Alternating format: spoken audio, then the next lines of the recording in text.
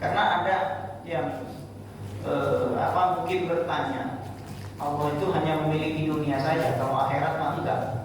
Muncul ayat yang berikutnya, Allah pemilik akhirat juga, bukan hanya dunia, tapi akhirat. Maliki yaumiddin, Allah pemilik hari pembalasan. Hari pembalasan itu apa? Hari akhirat.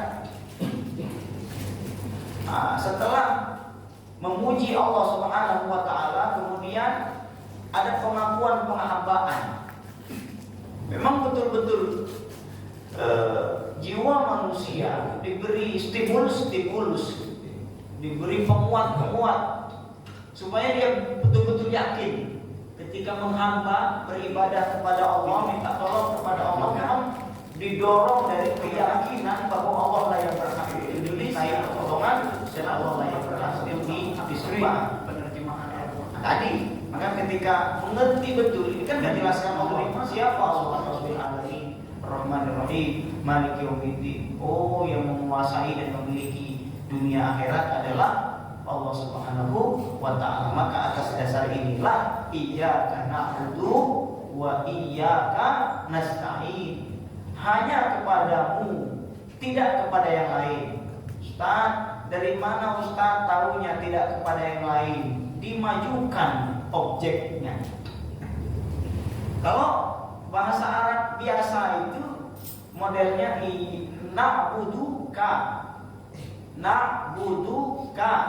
kami menyembah engkau. Kami subjek, menyembah predikat, engkau objek. Itu pola bahasa Indonesia, gitu ya, pola bahasa Indonesia. Kemudian dimajukan, engkau kami sembah, kan gitu. Ini kalau diterjemahkan ke dalam bahasa Indonesia model kayak gini kan sama saja gitu. Kami menyembah engkau, engkau kami sembah, itu sama maknanya. Berkemungkinan menyembah yang lain, berkemungkinan menyembah yang lain, itu maknanya. Na'buduka, kami menyembah engkau, tapi kami juga menyembah yang lain. Itu bisa, potensi makna itu bisa, dan memang itu yang terjadi, gitu ya. Kalau bahasanya na'buduka, maka untuk memutus sesembahan yang lain ini, engkaunya dimajukan ke depan. Tapi di bahasa Arab itu ada iya. Walaupun tidak ada kata iya, ya, walaupun tidak ada kata iya, tapi dengan dimajukan ke depan itu punya makna hanya. Tapi kan kaf ini nggak bisa berdiri sendiri dia. Kalau nggak jatuh, maka perlu ada penyangga. Penyangganya apa supaya kafnya nggak jatuh? Iya. Itu jadi penyangga supaya nggak jatuh, karena dia domir. Ya, diberi penyangga iyyaka na'budu. Iyyaka na'budu. Dimajukan objek ini ke depan, ini punya arti hanya. Jadi kalau dicari mana hanya ini Ustaz, dimajukannya objek itu ke depan, itu punya arti hanya. Maka artinya apa? Iyyaka na'budu wa iyyaka nasta'in. Hanya kepada engkau lah, tidak kepada yang lain. Itu artinya, gitu ya. Walaupun tidak kepada yang lain nggak ada di terjemahan kemana nggak ada. Nah, tapi dari kata iyyaka yang dimajukan objeknya ini punya makna hanya kepadamu saja, tidak kepada yang lain kami menyembah. Wa iyyaka nasta'in, hanya kepada engkau saja, tidak kepada yang lain kami minta tolong. Jadi ini kan sama di surat Yasin juga begitu. Di akhir surat Yasin, wa ilaihi turja'un. Itu kan bahasa Arab normal itu turja'una ilaihi, kalian dikembalikan kepadanya. Kalian dikembalikan kepadanya. Tetapi mungkin saja ini punya makna juga dikembalikan ke yang lain, bukan kepada Allahnya, itu kepada Allah.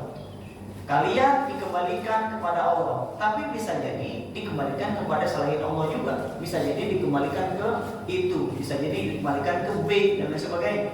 Untuk memutus yang lain-lain ini, maka dimajukanlah ke depan Allahnya. Wa ilaihi turja'un. Fasubhanalladzi wa ilaihi turja'un. Di akhir surat Yasin.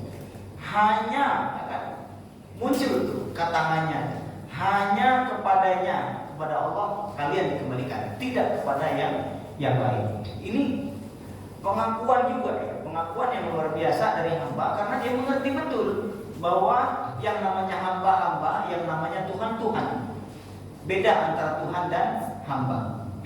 Sehingga hasil dari awal sampai meninggal dunia, yang ada di kepala dan hati dia hanyalah la haula wala quwwata illa billahil aliyyil azim. Kan di sini setelah itu, karena Allah lah yang paling berhak untuk dimintai pertolongan, maka ayat berikutnya minta kepada Allah. Sudah mengerti betul Allah lah yang paling berhak untuk disembah, diibadahi dan dimintai pertolongan, maka ayat setelahnya meminta kepada Allah Subhanahu wa taala, ihdinas siratal mustaqim siratal ladzina an'amta 'alaihim ghairil maghdubi 'alaihim waladdallin. Ya Allah, tunjukkanlah, kalau begitu tunjukkanlah kami jalan yang lurus. Apa yang dimaksud jalan yang lurus di sini? Islam. Apa yang dimaksud jalan yang lurus? Islam. Karena apa? Karena di dalam Islam terdapat seluruh unsur yang membuat selamat dia, baik di dunia maupun akhirat. Ada yang memahami Siratal Mustaqim itu jembatan Siratal Mustaqim Ustaz di akhirat, ya silakan. Dan itu juga memang ada ya, di dalam satu hadis yang diriwayatkan oleh Imam Ahmad bin Hanbal ya, dalam Al-Musnad. Dalam Al-Musnad ini juga masuk ya, bahwa Siratal Mustaqim juga jembatan sirat. Di sini dari Musnad Imam Ahmad bin Hanbal dari Rasulullah sallallahu alaihi wasallam, daraballahu masalan siratan mustaqima. Ya, jadi di sini disebutkan Allah Subhanahu wa taala memberikan perumpamaan jalan yang lurus.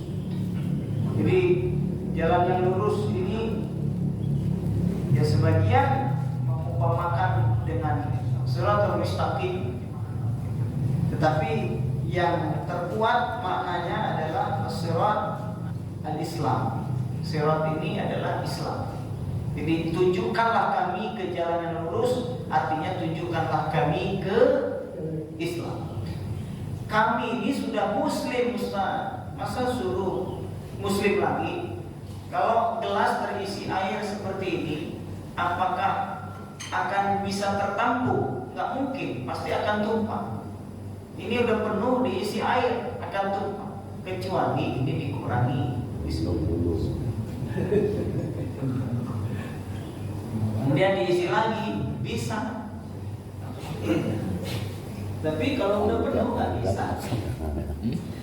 Maka model-model ayat-ayat yang seperti ini perlu dipahami betul ya.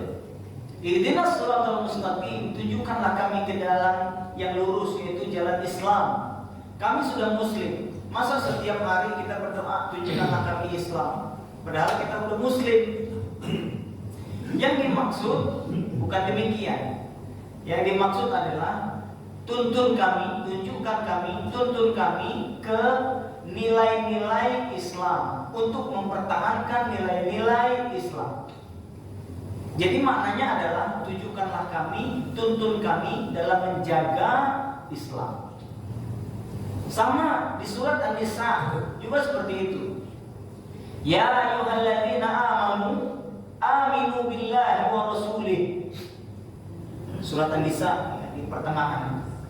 Wahai orang-orang yang beriman, berimanlah kalian kepada Allah dan Rasul. Loh, kami ini udah beriman, kok suruh iman lagi? Gimana? Ya kan?